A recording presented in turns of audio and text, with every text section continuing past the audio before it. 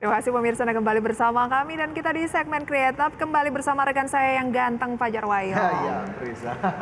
Tadi sudah membahas market cukup dalam ya, Prisa ya. Kita bergeser ke Creative. Di mana hari ini pemirsa tema yang dibahas adalah roadmap digitalisasi UMKM dan dinamika perusahaan rintisan lokal.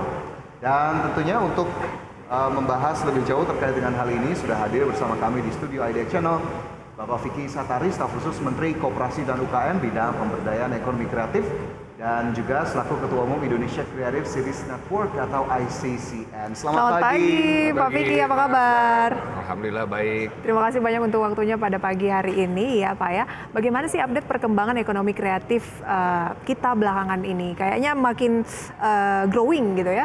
Ya, jadi kita seperti tahu sendiri ya bahwa hari ini tantangan begitu besar. Disrupsinya multi disruption, dari mulai disrupsi dari pandemi ke endemi. Sebelumnya kan pandemi itu disrupsi besar, perubahan perilaku. Kemudian ada disrupsi digitalisasi teknologi dari mulai second wave lompat ke third wave digital disruption. Kemudian ada persiapan bonus demografi di mana tantangannya akan ada lapangan pekerjaan baru menggantikan lapangan pekerjaan yang lama. Artinya ada skill-skill yang benar-benar perlu dicari ya, perlu dipersiapkan. Nah, ketiga disrupsi besar ini sebetulnya sangat relevan disolusikan oleh sektor ekonomi kreatif. Di sana ada 17 subsektor industri kreatif. Dan ada 4 basis pengembangan ekonomi kreatif, inovasi, media, teknologi, dan seni dan budaya. Jadi menurut saya pengembangan ekonomi kreatif Indonesia hari ini dan ke depan ini akan sangat terbuka sekali peluangnya buat para pelaku UMKM, di mana sektor ekonomi kreatif ini tentunya masih didominasi oleh pelaku UMKM.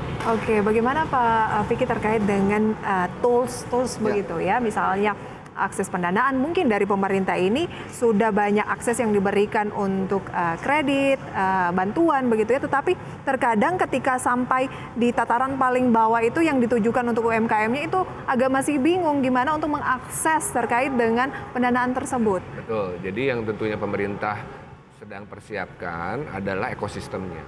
Memastikan dari mulai upstreaming sampai downstreamnya ya, hulu hilirnya ini bisa mendorong menstimulus lahirnya startup, pelaku ekonomi kreatif yang bukan hanya betul-betul bisa sustain bisnisnya, tapi juga sekaligus menyelesaikan permasalahan di keseharian kita di Indonesia ini, gitu ya. Karena apa? Indonesia sebagai negara berkembang yang akan menjadi negara maju, ini banyak sekali sebetulnya peluang usaha yang sebetulnya bisa mengadres permasalahan keseharian. Ya contoh bahwa di keseharian kita urusan pedestrian misalnya untuk pejalan kaki itu masih banyak isu. Dari mulai transportasi publik juga tentunya gitu ya. Sehingga kan banyak hadirnya startup pelaku KM kreatif yang hadir bisnisnya menyelesaikan permasalahan tersebut. Ya. Memberikan solusi. Dan juga yang kedua sebetulnya kita ingin mendorong lahirnya pelaku startup maupun pelaku KM kreatif ini. Mereka ini bisa berfungsi sebagai agregator, ya, mengkonsolidasi pelaku usaha mikro dari hulu ke hilir. Tadi menjawab pertanyaannya Mbak bahwa bagaimana pemerintah hadir secara ekosistem itu, dari mulai pertama adalah yang paling penting pendampingan. Karena 97% pelaku UMKM di Indonesia adalah mikro. Yeah. Kalau kita ketahui ya bahwa 99,9% pelaku usaha di Indonesia kan adalah UMKM. Betul. Atau 65 juta lebih. Ya, 97%-nya mayoritinya adalah mikro yang informal. Nah, tantangannya adalah bagaimana bukannya pemerintah mengurusi satu persatu pelaku usaha mikro ini, tapi strateginya adalah mengkonsolidasi. Kita mencari konsolidator, kita mencari agregator, enabler, akselerator, inkubator yang mendampingi dari mulai bisnis prosesnya. Kemudian masuk tadi salah satunya akses pembiayaan yang tepat. Karena nggak semua usaha mikro ini bankable, ya kan? Ini perlu diagregasi, akhirnya punya scalability yang akhirnya masuk ke level bankable tadi, gitu ya. Nah sampai dengan akses pasar. Nah ini yang sebetulnya kita mendampingi, mencoba membangun ekosistem. Salah satu contohnya adalah terkait dengan pembiayaan. Presiden telah menetapkan target 30% porsi kredit perbankan itu wajib diberikan kepada UMKM di tahun 2024. Hari ini baru 20%. Bayangkan dari 100% 1.800 triliun kredit porsi perbankannya di Indonesia, ini baru minim sekali untuk UMKM. Padahal di negara maju itu udah sampai 70% sampai 80%. Karena korporasi industri besar itu kan sebetulnya mendapatkan pembiayaan dari IPO, dari publik. Ya. Sedangkan UMKM masih sangat terbatas. Oleh karenanya untuk terus IPO, ya, betul. KUR ini ditingkatkan. Sampai tahun ini tuh sudah ada sekitar 430 triliun. Sampai dengan target nanti di 2024 ya 30%. Ini yang untuk pembiayaan ya. Tentunya dari sisi pembiayaan kita rasa bukan hanya pemerintah saja, sekarang sudah banyak sekali alternatif pembiayaan buat UMKM. Salah satunya yang terakhir tadi, agregator. Kita memang melihat banyak sekali Mas, Mbak, ya, agregator pelaku UMKM di beragam sektor. Ini yang ingin kita dorong, kita intervensi untuk memperkuat ekosistem agregator yang mengkonsolidasi ribuan, puluhan ribu usaha-usaha mikro. Oke, Artinya yang kita cari itu adalah lokomotif yang menarik gerbong, kapal tongkang yang mengkonsolidasi sekoci ekonomi di Indonesia. Nah, itu yang lokomotif yang menarik gerbong itu yang mungkin dari dulu belum terlalu terlalu solid dan akan ditingkatkan begitu ya ke depan dengan potensi yang sangat besar tadi. Ya, kalau berbicara soal bankable dan juga ekosistem Pak Vicky, ini dua hal yang sebetulnya memang masih menjadi momok begitu ya bagi UMKM, terutama ekonomi kreatif misalnya. Ini bagaimana kemudian soal digitalisasi? Apakah potensinya cukup besar untuk bisa terekspos semua masuk ke digital, ekosistem digital, dan juga bankable-nya sejauh ini apakah memang sudah hampir memenuhi target yang dicanangkan? Ya, berkenaan dengan digitalisasi UMKM nih Mas ya. Ini memang satu keniscayaan di era seperti ini, dan kita punya berkah pandemi, salah satunya adalah akselerasinya begitu cepat. Dari sebelum pandemi itu tercatat di data Kominfo 2020 baru 8 juta aja pelaku UMKM yang masuk ke dalam ekosistem digital ya, atau platform online. Nah, hari ini dalam waktu 2 tahun ini sudah lompat sampai dengan 21 juta pelaku UMKM yang sudah masuk ke dalam platform e-commerce ya, marketplace. Nah, ini kan sebetulnya tentunya berkenaan dengan konsumen yang memang pada saat itu ada pembatasan mobilitas, PPKM, PSBB gitu ya, sehingga UMKM kemudian berlomba-lomba untuk onboarding di ekosistem digital. Nah, targetnya sebetulnya Presiden mencanangkan di tahun 2024 itu 30 juta pelaku UMKM.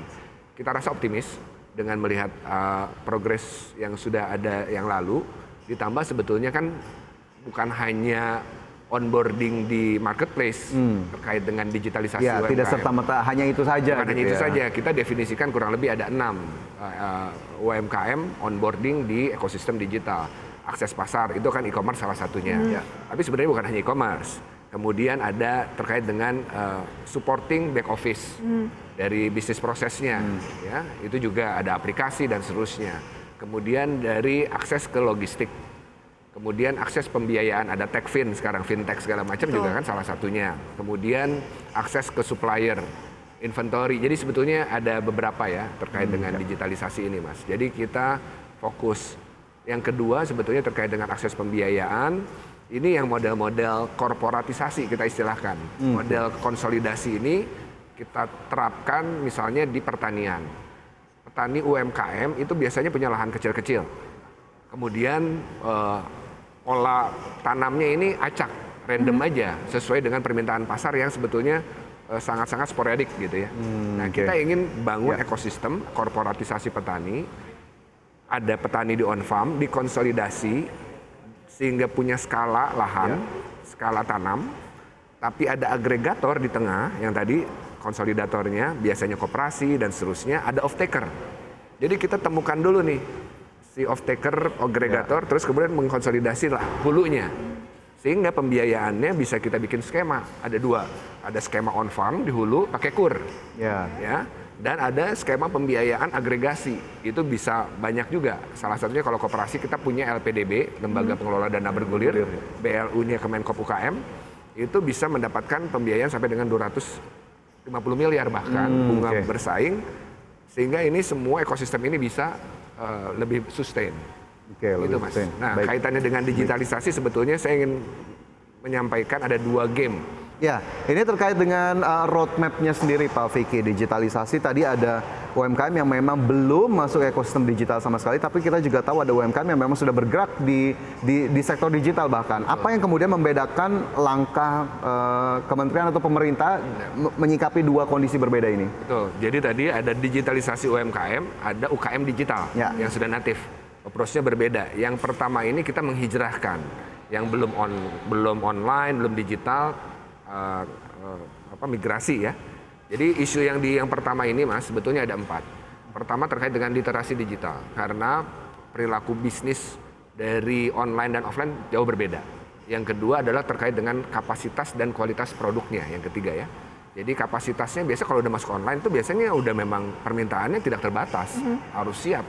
Jangan sampai ketika udah mulai jualan di online kemudian ada order terus-menerus, nggak siap. Nanti itu nanti akan dapat kredit buruk dari konsumen kan. Kualitas juga harus konsisten. Biasanya di order pertama, order kedua baik. Nah ini standarisasi QC, QA juga penting. Yang keempat tentunya akses pasar yang sustain dan memastikan ini tepat. Terkait dengan akses pasar, game di digitalisasi UMKM karena tadi sisa yang kita fokuskan ingin mikro, informal.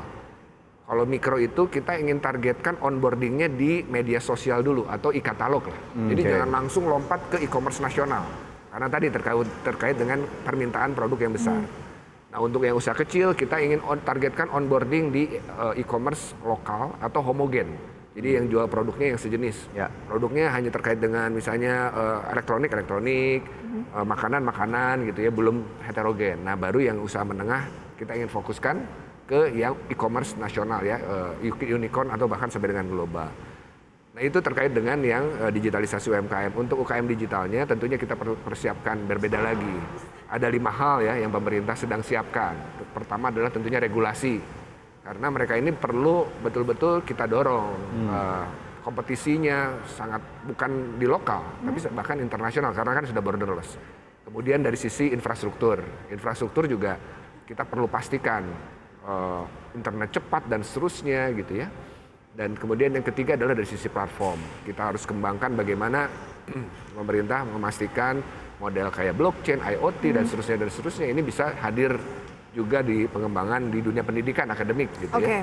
Aplikasi dari pelayanan dan terakhir tentunya masyarakat digital. Memastikan masyarakat ini berpindah dari konsumtif ke produktif. Nah itu tadi 5 yang harus ditingkatkan ini kayaknya semuanya butuh waktu ya. Kayak dari segi infrastruktur, kemudian juga ada macam-macam begitu ya tadi yang disampaikan. Targetnya seperti apa Pak Vicky? Ya, jadi yang paling terdekat adalah tentunya kita ingin bicara dengan seluruh stakeholders. Karena urusan ini kan di pemerintah sendiri lintas kementerian lembaga. Betul. Pemerintah pusat, pemerintah daerah. Ya, kemudian ada BUMN. Kemudian lagi ada tentunya swasta, komunitas, akademisi. Nah, ini tentunya harus diorkestrasi kalau kita mau akselerasi cepat. Nah, dalam waktu dekat kita ingin pastikan tadi, Mbak, fokus pengembangan ekonomi digital UMKM ini kita ingin dorong ke sektor-sektor prioritas. Ya. Yang memang punya potensi, bahan bakunya ada di kita dalam negeri, bisa di scaling up. Permintaan pasarnya ada. Dan agregatornya akhirnya hadir. Sehingga ini terhubung semuanya. Tapi kita berhadapan lebih berkolaborasi. Dengan kementerian lembaga, kemudian BUMN tadi sudah... Ya, sudah mulai ya ketika Pak Presiden sudah mengeluarkan juga Perpres tentang pengembangan kewirausahaan nasional, PKN, di mana Pak Teten, Menko UKM sebagai ketuanya. Kemudian ada Pak Erick Thohir, Wakil Ketua 1, Pak Menparekraf, Wakil Ketua 2, dan Pak Mendagri, Wakil Ketua 3. Fokusnya sudah ada. Ada 600 lebih program di tahun lalu, misalnya dikonsolidasi untuk input, proses outputnya. Jadi jangan sampai semua tuh tumpang tindih, difokuskan. Kemudian setelah dilatih, setelah dipapar kena program, apa program lanjutannya. Ini kita coba monitor, kita coba konsolidasi. BUMN juga. Pemerintah kemarin sudah ada belanja negara, belanja kementerian lembaga 40% oleh UMKM. Itu juga digital. BUMN juga sudah ada pasar digital UMKM. Itu juga nilainya juga sudah luar biasa. Pak Erick Thohir ada 20 triliun lebih untuk pelaku UMKM. Jadi sebetulnya sudah coba disiapkan dengan sebaik-baiknya oleh pemerintah. Sudah disiapkan dengan baik, targetnya tadi sudah disampaikan. Kita harapkan memang berbagai upaya tadi dan sinergi tetap bisa dilanjutkan ya Pak Vicky, sehingga akhirnya UMKM lah yang akan mendapatkan manfaat besarnya. Jadi nanti kalau saya dan Prisa mungkin bikin UMKM bisa juga ya. Tanya-tanya ke Pak Vicky ya. Betul, betul. Siap. Pak Vicky, Terima kasih. share informasinya. Sayang sekali waktu kita terbatas. Semoga ke depan kita bisa ngobrol lebih panjang lagi. Siap. Sehat, sukses selalu untuk Terima Anda. kasih. Terima kasih, Pak. Terima kasih. Ya pemirsa, dan sebelum kami akhir, kami update kembali kondisi dari indeks harga saham gabungan saham-saham yang menjadi gainers dan losers dari Bursa Efek Indonesia pasca pembukaan tadi di sesi 1. Kita lihat pemirsa, IHSG menguat 0,61%, 6.682. Jakarta Islamic Index naik 0,26%, LQ45 naik 0,85%. Ya, selanjutnya dari sisi top gainers ada BMRI naik lebih dari 1%, kemudian BBRI juga menguat lebih dari 1%, BBCA menyentuh level 8.400-an, dan GoTo menguat 0,8% ke level Rp122. Oke, jajaran top gainers masih sama seperti pembukaan tadi pemirsa ya. Kemudian ada Boga, Telkom, selanjutnya BSBK, dan juga SMGR pemirsa yang berada di deretan top losers. IHSG, saham banking semuanya masih kompak rebound ya. Dari pergerakan sektoral, transportasi dan logistik rebound pasca kemarin memimpin pelemahan dan naik 1,32%. Ya, kemudian ada industri, teknologi, dan konsumsi non-primer yang ini masih kompak bergerak menguat pada perdagangan di pagi hari ini. Oke, terima kasih banyak pemirsa atas partisipasi Anda pada pagi hari ini, dan semoga pembahasan kami yang sudah 90 menit ini bisa menjadi referensi sumber informasi untuk Anda ya. Ya, pastikan Anda tetap menyaksikan IDX Channel, your trustworthy and comprehensive investment reference. Saya Fajar Wayong. Saya Prisa Sambodatu. See you in the morning. Pak Vicky, terima kasih.